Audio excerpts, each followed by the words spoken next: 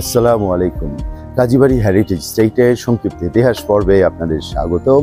আজকে আমি কাজীবাড়ি হেরিটেজ স্টেটের যে বিস্তীর্ণ ছাদটি রয়েছে তার বিভিন্ন অংশ থেকে এই স্টেটের বিভিন্ন অংশ দেখাবো এবং তার গল্প বলবো। এটি হচ্ছে কাজীবাড়ি হেরিটেজ স্টেটের এবং পুরো এলাকার একটি ম্যাপ।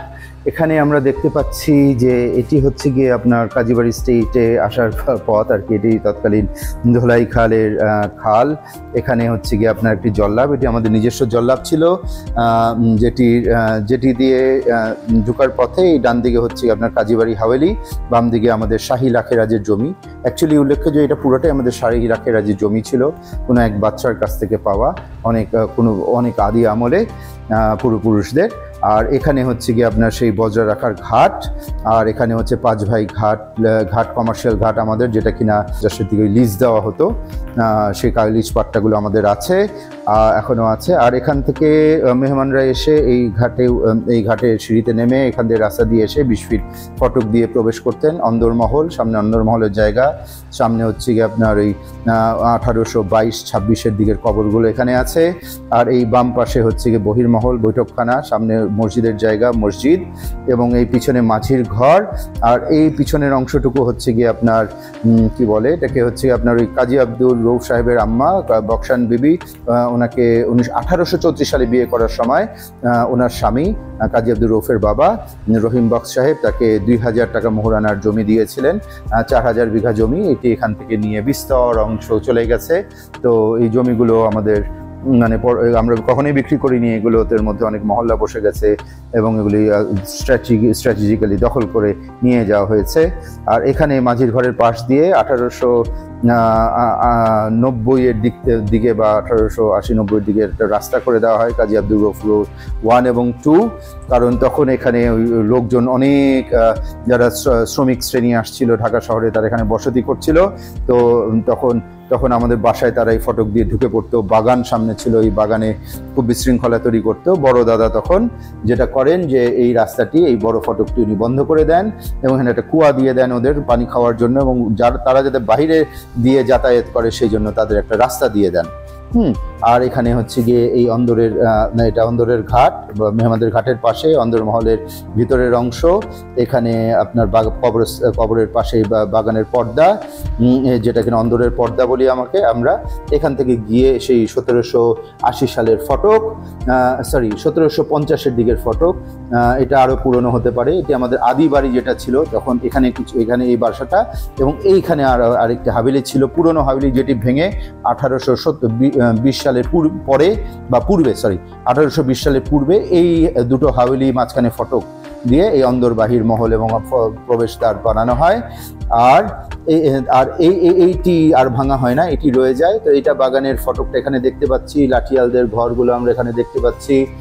সেই 1750-এর দিকের পুরনো বাড়ির অংশটি রয়ে গেছে। এখান দিয়ে বাগান দিয়ে প্রবেশ করে এই সিঁড়ি দিয়ে ওঠা যেত এখানে। আর এখান থেকে পাশে আমরা এদিক থেকে সেই রাস্তাটি মসজিদ। এই বাগানে অনেক আপনার অনুষ্ঠান হয়েছে, ফ্যামিলির বিয়ের অনুষ্ঠান, 16 ঘর বা 14 ঘর যাই বলেন আপনার, সেই মোগল খানদান যারা ছিলেন, যাদের মাধ্যমে ঢাকা প্রতিষ্ঠিত হয়েছে, সে খানদানে তারাও এখানে এসেছেন, প্রচুর রইসরা এসেছেন, ব্রিটিশ অফিসার্সরা এসেছেন। আবার এখানে যেটা হয়েছে যে এখানে জমিদার সাহেবরাও আসতেন। মৌলভী সৈয়দ গোলাম মোস্তফা সাহেব, তিনি honorary magistrate and zamindar of Dhaka ছিলেন। কাজী রাইজউদ্দিন সাহেব মিউনিসিপ্যাল কমিশনার ছিলেন। তারপরে বড় দাদার আব্বার বন্ধু মৌলভী আব্দুল মুজাফর আবদুল্লাহ সাহেবও এসেছেন এখানে।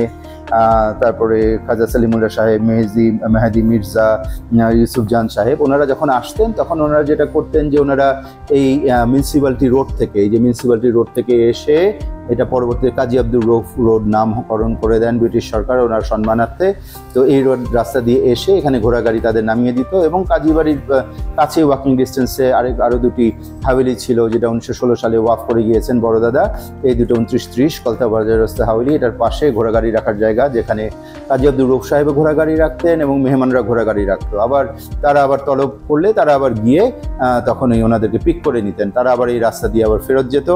আর এই বাসাগুলো এখন আমাদের দখলে নেই, এগুলো হচ্ছে গিয়ে আপনার শ্রমিক শ্রেণী যারা ছিলেন তারা পরবর্তী দখল করে নিয়েছেন। এগুলো ওয়াফ করা যদিও, বাট আমাদের হাতে এখন ওইগুলো নাই। আর এই জায়গাটা একটা মাদ্রাসা এখন দখল করে বসে আছে, খুবই কষ্টকর এরা। আমরা দেখি কিন্তু এদেরকে কিছু বলতে পারি না। যদি কোনোভাবে যদি এদের কাছ থেকে আমাদের জায়গাটা উদ্ধার করা যেত, আমার বাপদাদার জায়গা ওয়াফ করা জায়গা ওয়াফ করে দিয়েছেন, তারপরেও এরকম অবস্থা। তো যাই হোক, এদিক থেকে আসার পরে যেটা বলতে যাচ্ছি, তারা এখান দিয়ে এসে এই রাস্তা দিয়ে, এই বাগানের রাস্তা দিয়ে আসতেন। বাগানে ফোয়ারা এবং ইত্যাদি গাছগাছালি সুন্দরভাবে সাজানো ছিল। এখান থেকে এসে তারা এই সিঁড়ি দিয়ে উঠে দোতলার বৈঠকখানায় আসতেন। এই হচ্ছে গিয়ে তৎকালীন সময়ের আমাদের কাজীবাড়ির দক্ষিণ অংশের বাগান ইত্যাদি, পশ্চিম অংশের মসজিদ এবং কাজীবাড়ির রোড, এদিকে আমাদের তাল্লুকের জমি, আমাদের এই তাল্লুকের অংশের জমি, এদিকে হচ্ছে গিয়ে আপনার ওই ইন্দারাটা করে দেওয়া হয়েছিল, সেই ইন্দারা এবং সেই বাগানে বাসায় আসার ওই দিকের রাস্তা জল্লাব, এটা হচ্ছে আপনার উত্তর দিক। আর এটা হচ্ছে গিয়ে আপনার সেই বজ্র রাখার জায়গা, শাহী রাখেরাজের জমির অংশগুলো, আমাদের পাঁচ ভাইয়ার ঘাট, হ্যাঁ, এই মেথিবান্দির পুল, এই হচ্ছে গিয়ে আমাদের পুরো কাজীবাড়ির পুরো চৌহদ্দি। ছাদের উত্তর দিকে হচ্ছে গিয়ে আপনার এই সিঁড়িঘরটি, এই সিঁড়িঘরটি বিস্তীর্ণ হয়ে ছাদটি ওই প্রান্ত পর্যন্ত চলে গিয়েছে, শেষ প্রান্ত।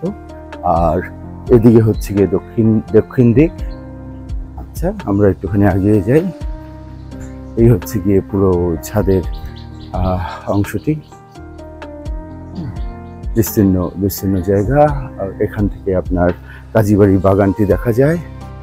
কাজীবাড়ির বাগান যদি এখন নেই, গাছগাছালি আছে প্রচুর। এখান থেকে বাগানের সীমাটি বোঝা যায়। ওদিকে আমাদের অন্দরের ঘাট ছিল, আর এদিকে হচ্ছে গিয়ে সেই বক্সান বিবি ওনার জায়গার কাজীবাড়ির পিছন থেকে অংশটি। আজ এ পর্যন্তই। আবার কাজীবাড়ি হেরিটেজ সাইটের আরও কিছু গল্প নিয়ে আপনাদের কাছে আসবো ইনশাল্লাহ। সে পর্যন্ত আজ আপনাদের কাছে বিদায় নিচ্ছি। আবার দেখা হবে। আমার জন্য দোয়া করবেন, ভালো থাকবেন। আসসালামু আলাইকুম। ইতিহাস ও ঐতিহ্য ভিত্তিক আমার এই ভিডিওটি ভালো লাগলে আমার এই কাজে উৎসাহ দেওয়ার জন্য আমার ভিডিওটি লাইক, শেয়ার ও সাবস্ক্রাইব করে দেওয়ার অনুরোধ রইল। ধন্যবাদ।